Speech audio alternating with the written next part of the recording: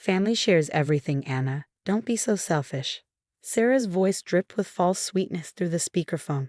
My grip on the phone tightened as I stared at my empty jewelry box, my hands trembling. Every velvet compartment, once filled with pieces carrying decades of love, tradition, and memories, was now barren. My grandmother's sapphire necklace, my mother's pearl earrings, the diamond bracelet my husband gave me on our first anniversary, gone. I swallowed the lump in my throat. Some of those pieces were insured, Sarah, I said, forcing my voice to stay even. And some were family heirlooms. Exactly, she chirped. Family heirlooms should be shared with family. And since I'm family now, I have just as much right to them as you do. Besides, you never even wear half of those pieces. I thought about the security camera I had discreetly installed in my bedroom 6 months ago, after noticing little things vanishing every time Sarah visited. The same camera that had recorded every second of her rifling through my jewelry box 2 days ago. Where are they now? I asked, my voice deceptively calm as I downloaded the footage onto my laptop. Sarah laughed. Oh, don't worry about that. They're safe with me. I'm actually wearing Mom's pearl earrings right now. They look so much better on me than they ever did on you. My mother's pearls. The last gift she gave me before cancer stole her from me 3 years ago. A flash of grief cut through the anger, but I steeled myself against it. Those weren't yours to take, Sarah, I said, my tone like ice.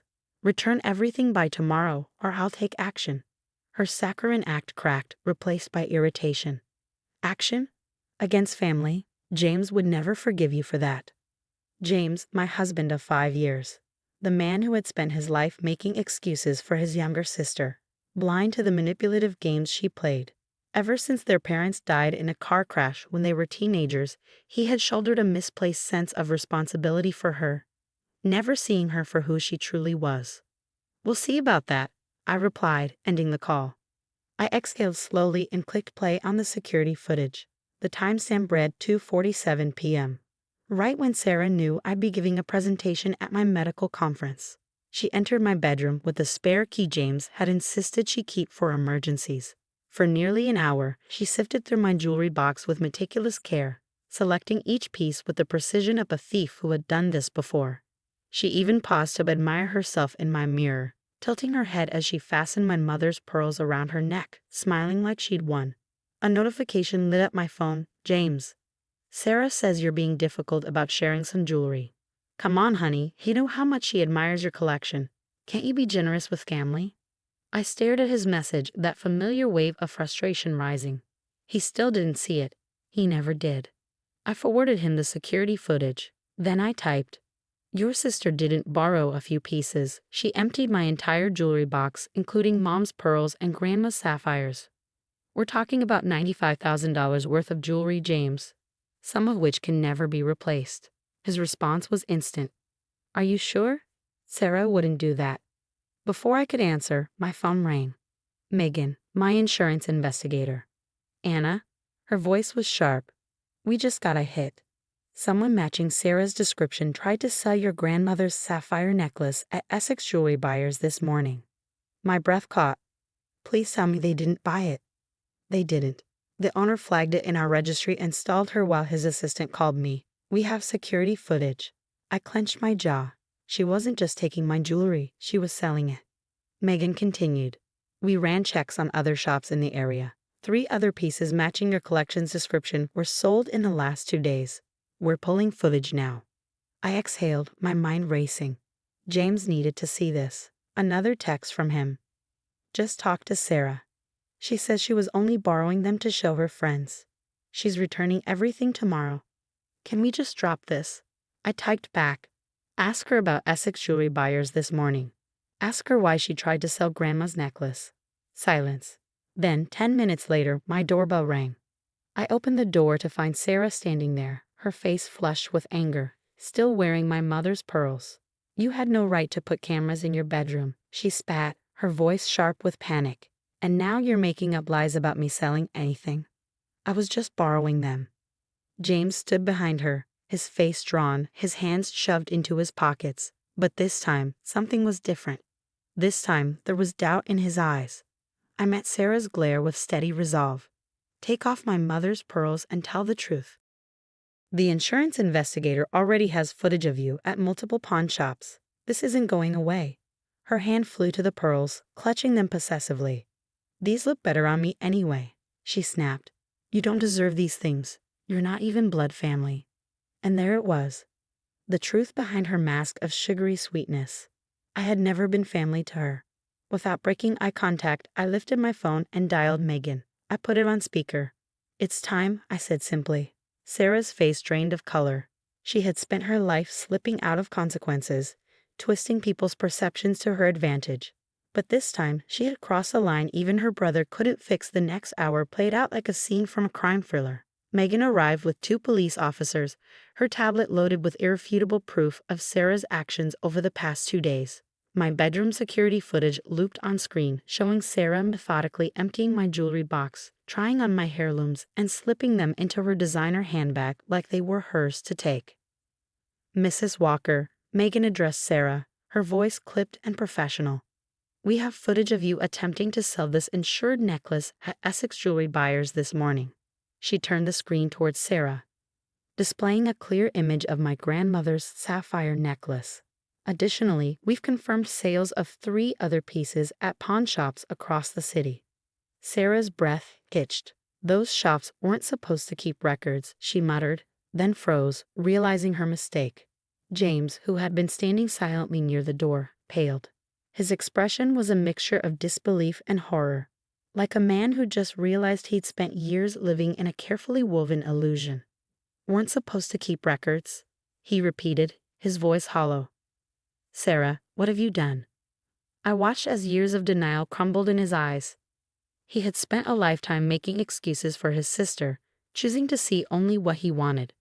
But now, faced with undeniable proof, there was nowhere left for him to hide. Show me the pawn shop footage, he said hoarsely. Megan didn't hesitate. She pulled up the videos and there was Sarah, clear as day, standing at 3 different pawn shop counters. In each clip, she confidently displayed my jewelry, haggled over the prices, and walked out counting cash. The timestamps confirmed she had sold the pieces within hours of stealing them. Total amount received, $27,400, Megan stated. Well below their actual worth, of course. We need to know where the rest of the collection is. Sarah's eyes darted around the room, searching for an escape. Her fingers clutched at my mother's pearls, the same ones she had refused to remove. I needed the money, she blurted. My credit cards are maxed out, and I have obligations. James stepped toward her, his voice razor sharp. Obligations. What kind of obligations? She refused to meet his gaze. It doesn't matter, she snapped. Anna has insurance, doesn't she? She'll get the money back. I don't see why everyone's making such a big deal out of this. One of the officers stepped forward. Mrs. Walker, selling stolen property is a serious offense. The insurance company has filed a formal complaint. You'll need to come down to the station to make a statement. Sarah whipped around, wild-eyed. James, are you seriously going to let them do this to me? She screeched. I'm your sister. James flinched at the words, but his face remained unreadable. Where's the rest of the jewelry, Sarah?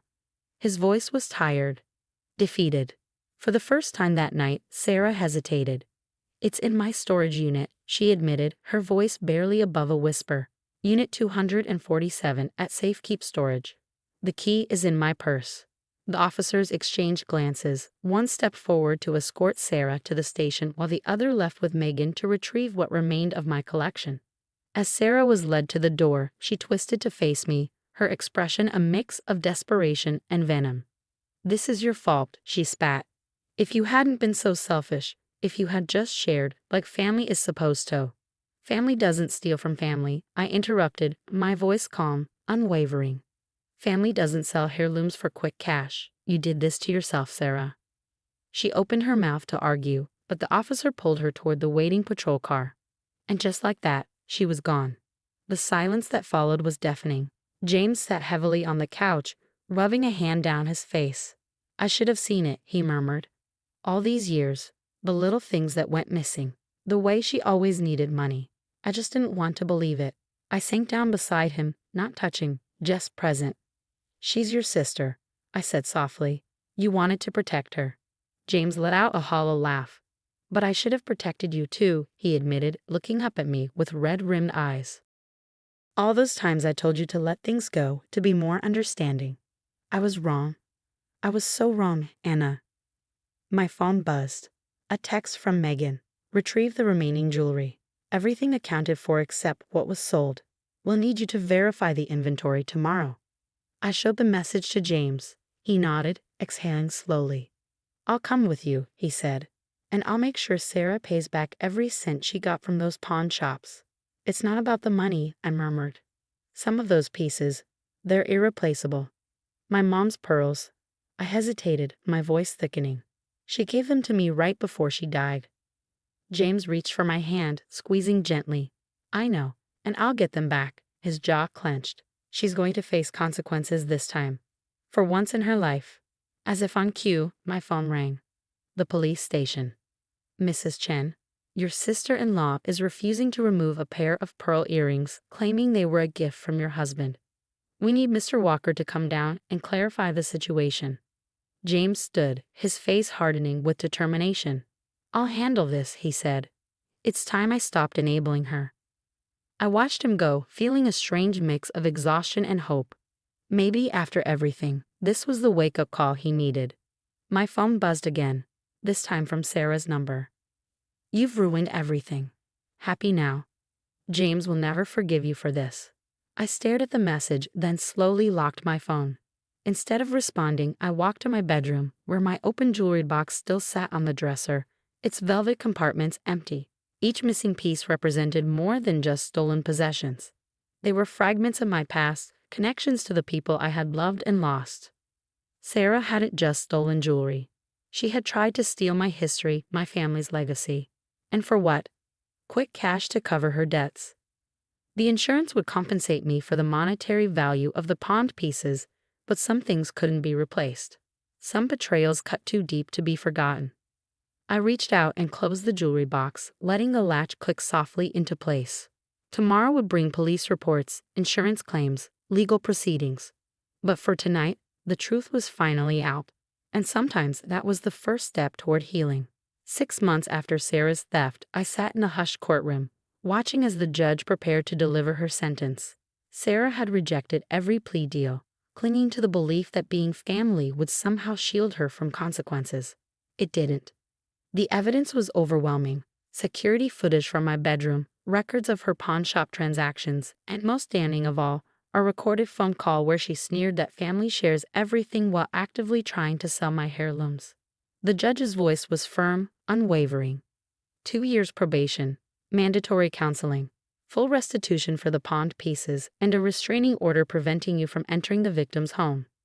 Sarah stood frozen in her designer outfit, likely paid for with stolen money, her carefully rehearsed tears failing to sway anyone. Beside me, James sat motionless, his face a mask of quiet resignation.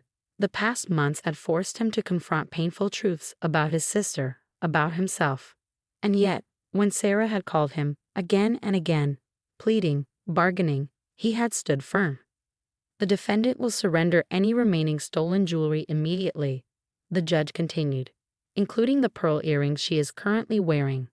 Sarah's hand flew to my mother's pearls, her fingers curling around them like they might disappear. She had clung to them even after her arrest, insisting they were safer with her. A bailiff stepped forward, hand extended. For a moment, I thought she might refuse. Then James stood. His voice was low, steady. Sarah, give them back. Her lips parted, as if she wanted to argue, but something in James's face stopped her. With trembling fingers, she unclasped the pearls and handed them over. The bailiff placed them in my waiting palm, and as their cool weight settled against my skin, I felt the sting of unshed tears. Mom's last gift was finally home. Outside the courthouse, Sarah made one last attempt. Anna. Her voice was raw, desperate. Please, we're family. You don't have to go through with this. I met her gaze, steady and unyielding. The charges weren't dropped because this wasn't just about me, I said. It was about trust, about consequences, about respect, things you still don't understand. James's arm slid around my shoulders, not just a gesture of comfort, but a choice, a declaration. Sarah's face twisted as she looked at him. You've turned him against me, No, Sarah, James said quietly. Your actions did that. Get help. Real help. Maybe one day we can rebuild. But not until you understand what you've done. We turned and walked away, leaving her standing alone with her court-appointed lawyer. The spring air felt lighter somehow, as if the storm had finally passed. Back home, I carefully returned each recovered piece to my jewelry box. Some heirlooms had been salvaged, but the pawned pieces were gone forever. The insurance money sat untouched in our account, a hollow replacement for what had been lost. James lingered in the doorway, watching as I arranged the last of my treasures. Then hesitantly, he stepped forward and pulled a small box from his pocket. I found this, he said softly. Inside lay a delicate gold chain with a heart-shaped locket. My breath caught. Mom's locket. I thought it was lost in the move years ago. James swallowed hard. Sarah had it. His voice was heavy with guilt. I found it in her apartment while helping her pack after the arrest. She must have taken it back then. I ran my thumb over the worn gold surface, then clicked it open. Inside were tiny photos of my parents on their wedding day, one of the last keepsakes I had of them together. Tears blurred my vision. Thank you. James exhaled slowly. I should have protected you. He sat beside me, his voice raw. All those years of making excuses for her.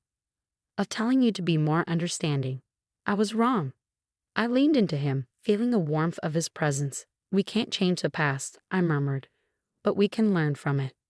A week later, an envelope arrived in the mail. Unexpected. Inside was a letter from Sarah's court-appointed counselor.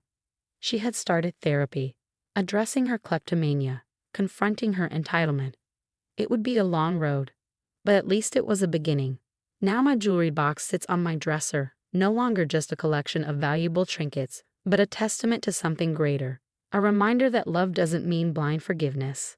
That family isn't a free pass for betrayal.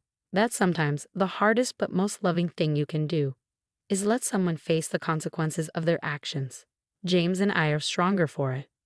Mom's pearls catch the light as I fasten them around my neck, their weight familiar and comforting. Some things are worth fighting for. Some things are worth protecting. And sometimes the most valuable gift you can give someone is the chance to change, even if they have to learn the hard way.